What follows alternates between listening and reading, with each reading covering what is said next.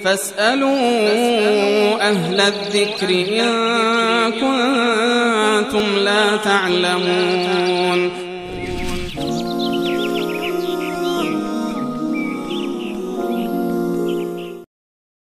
بیننده گرامی، چهارشماره اخیرشون 7880 پرسیدن که سلام، برای جلوگیری از نفس بهترین کار چیست؟ من یک نکته هم اشاره بکنم برادران و خواهران بیننده که ولو اسم مستعار اگر بنویسید در پیامکاتون که حداقل ما مجبور نشیم شماره تلفن شما رو بخونیم در برنامه. حالا چهارشماره اخیرشو دوستان میتونن با اختصار یا از اسم مستعار استفاده کنن.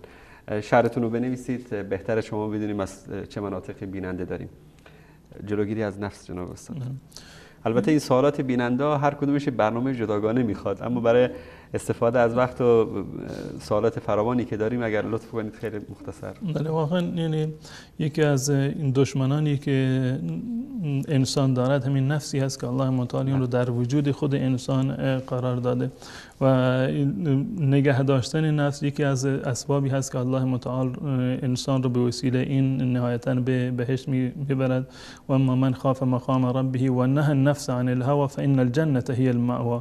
کسانی که از رویارویی و ایستادن در پیشگاه الله متعال بترسند و نفس خودشون رو از اون هوای نفسانی و هوای شیطانی باز دارن، فإن الجنة هي المأوى، جایگاهشون در روز قیامت همون بهشت برین الله متعال خواهد بود.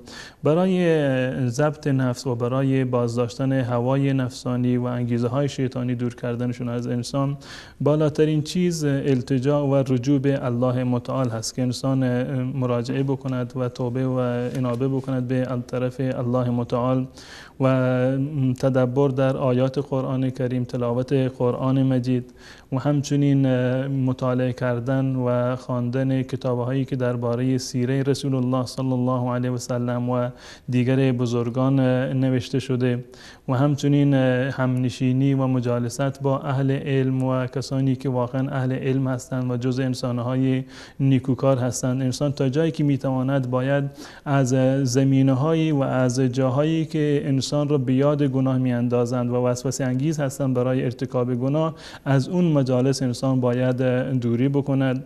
اذکار و اورادی که وجود دارد اذکار قرآنی هست، مانند معوذتین هستند، قل اعوذ برب الفلق، قل اعوذ برب الناس، آیت الکرسی، اینها را صبح و شام بخواند، بعد از نمازها اینها را بخواند و آخر این که انسان خودش را به خودش نگذارد، واگذار نکند و همیشه به درگاه الله متعال رجوع بکند و دعا بکند و از الله متعال بخواهد که الله متعال ایشان را از فتنه نفس و وسوسه های شیطانی نجات بده.